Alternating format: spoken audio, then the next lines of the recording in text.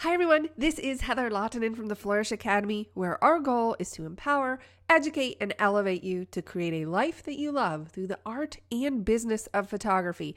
In this video, we're going to remove unwanted objects in Photoshop.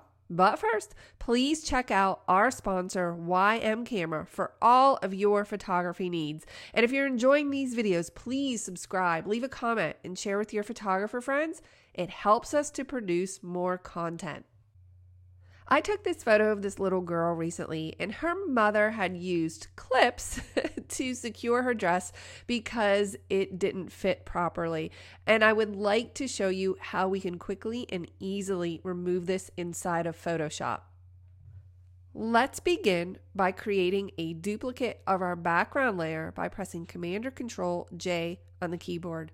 Next, I'm going to zoom in with a Command or Control plus, and then use the spacebar key in order to pan my image. Now, what makes this particular fix a little bit tricky is we need to maintain the integrity of the edge of her dress. That is, we can't blur pixels here. We need that edge to stay as it is. So I'm going to begin by making a selection.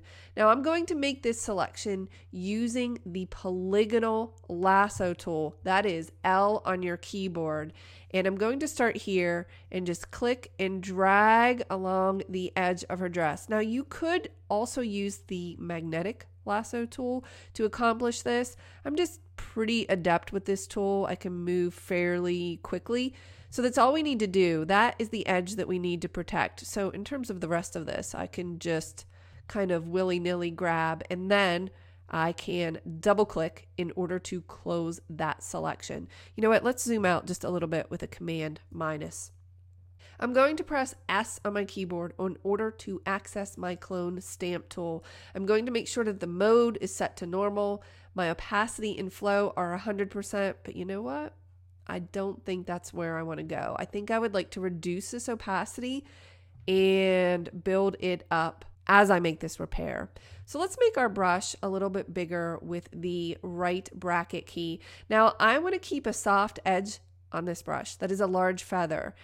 The reason I can do that is because I've used the selection to maintain the integrity of that edge, but I need the other edges of that brush to blend in with the surrounding area. So what I'll do is hold down Alt or Option on my keyboard and click in order to define a source, and I'll just start brushing over this area a little bit, Alt click, in a little bit darker of an area, Alt click. I am constantly redefining my source so that I can build this up and make it look natural like the background. Next, I can press Command or Control D in order to deselect, and then Command or Control minus just to zoom out. And let's take a look at that before and after, and it looks absolutely perfect. I'm very pleased with how easy this was.